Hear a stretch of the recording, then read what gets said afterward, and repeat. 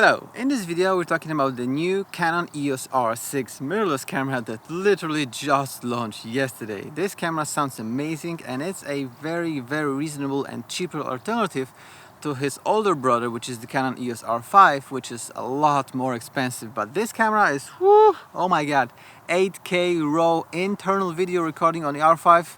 This is just mind-blowing.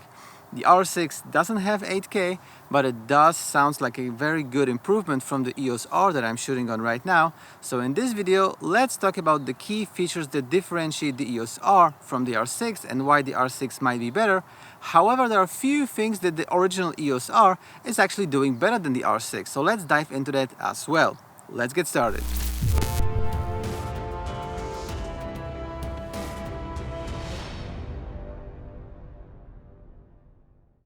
Alright, so one of the most anticipated features on Canon cameras is the IBIS, which stands for the in-body image stabilization.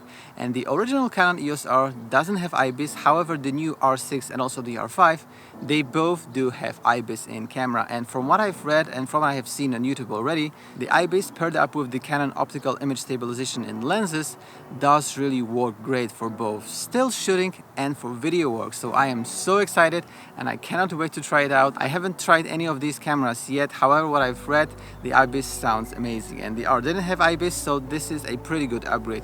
If you are vlogging or if you're shooting a lot of handheld footage, maybe even professional work like weddings or stuff, and you need to have some handheld footage, the IBIS is definitely going to be a great help. And if you're using a gimbal, for instance you're doing travel videos and you're using a gimbal to have stable footage, now maybe you wouldn't have to pack up a gimbal for your next trip, because with the IBIS the footage is already pretty smooth, so that's a good thumbs up. Also, one other thing that they improved from the original EOS R is the crop factor for the 4K recording. And as you may have heard on the internet that there is no crop factor, this is true for the Canon EOS R5, but this is not exactly true for the R6. And this is one of the things that I wanted to get into today, because there is a very slight crop in 4K on the R6. It's not extremely massive like with the original R, where it had like 1.7 or 1.8 times crop.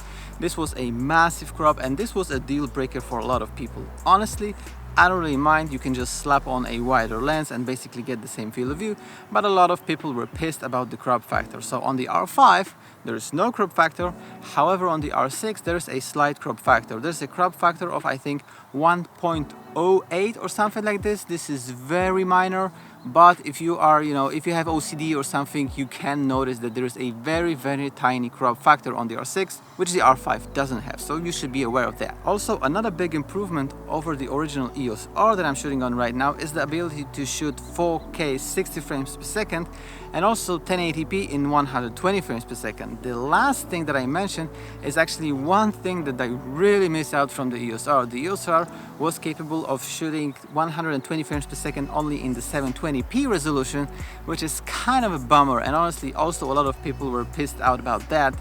If the EOS R had 120 frames per second in 1080p, I would be extremely happy with the camera and wouldn't even think about upgrading. However, the R6 120 frames per second in 1080p does sound pretty appealing, and also 60 frames per second in 4K does sound amazing, because the original R is only capable of shooting 4K up to 30 frames per second, so that's a great improvement. However, there are two things that the original EOS R is actually doing better than the R6. One of them is the resolution of the sensor. If you are only video shooter, you may probably not really care about that, because for video work you only care about 1080p, 4K or something like this. However, for photos, the R6 only has 20 megapixels and the original EOS R had 30 megapixels. I mean, that's kind of a big deal if you plan on cropping into your images.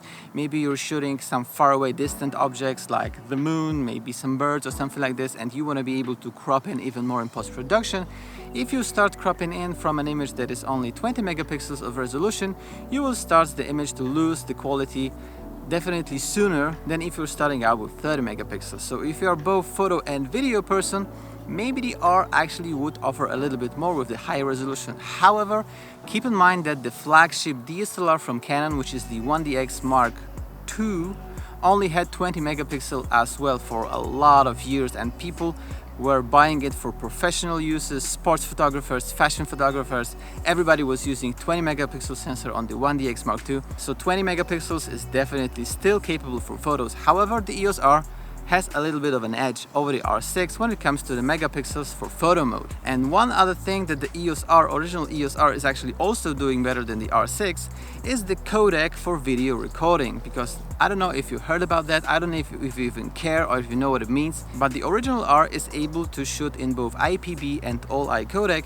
whereas the new R6 is only able to shoot in IPB codec. And I think this is kind of the things that were left out by Canon intentionally to piss out some users. So somebody may call it the Canon cripple hammer, because there is no good reason to leave out the all-I recording in the R6. This is just a software solution, so they may be able to fix it with a firmware update. However, knowing Canon, they probably won't be likely to do that. And the main difference between all-I and IPB is pretty much the quality of data, because with IPB, what the camera is actually doing, it is only recording a full frame twice every 1 second of recording. So if you're shooting in 30 frames per second, you have one full frame, then you have 14 frames that are kind of like difference between what was in the key frame. The I, it's also called the I frame, this full frame. So we have the I frame, then you have 14 P or B frames that are kind of filling out this gap. Then you have another I frame and also 14 or 15 or something like this P and B frames.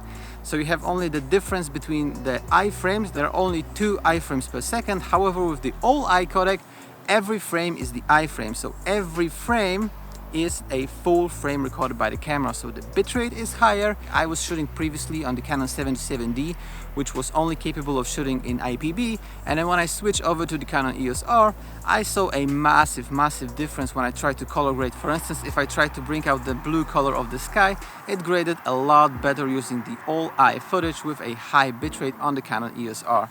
So this is something that you need to be aware of. If you have a lot of motion in your footage, you may see some degradation in the footage. But on the other hand, the IPB codec is lighter, so you can cram more data on a single SD card with IPB codec. But the other downside of IPB is that it is actually heavier on your computer. So if you are planning on post-processing your files, which you probably are if you are looking at a camera at the level of the R6, then with the IPB codec, your computer will have a harder time decoding this footage, so you may experience some choppiness inside Premiere Pro or Final Cut or something like this. But this is probably not that big of a deal as well, because you can always transcode your footage before you start working on it in your editing program, or you can use proxies and something like this to get a smoother editing performance. So those are the main things that differentiate the Canon EOS R, the original R, from the new R6. I think the R6 is a pretty good upgrade overall. The IBIS definitely, and the ability to shoot 4K at 60 frames per second and 1080p at 120 frames per second. This is definitely a good improvement from the original R. But if you already have the EOS R, I think it's still a fantastic camera. And if you don't have any of those cameras, like I mentioned in my previous video, which you can check out right here, I think a lot of people will be selling their EOS Rs because they want to switch over to the R5 or the i6. So you can actually search on eBay or somewhere like this to get a used EOS R in a good condition at a good price point. Now's the time to do it if you were waiting to do that. And also the price of the EOS R, a new one, will also probably drop once the R5 and the R6 are already in stock on online stores. So you can also look out for some good discounts and good deals on the original R. That was basically it for me for this video. I hope you liked it. If you did, make sure to leave it a thumbs up, and also leave a comment down below if you have any questions, if you want to start a discussion or anything. I pretty much answer every single comment on YouTube, so don't hesitate, just ask away or comment your thoughts. And also consider subscribing to the channel, because there will be a lot more videos with regards to photography and filmmaking. Basically, I cover tutorials and this kind of stuff, post-processing, shooting tutorials for both photography, filmmaking, astrophotography. You can check out my channel.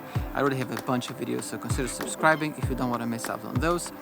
But for now, if you want to check out my filmmaking tutorials, you can click on the video right here. For photography tutorials, click on the video right here. Subscribe here, and I'll see you in the next video, hopefully. Bye bye.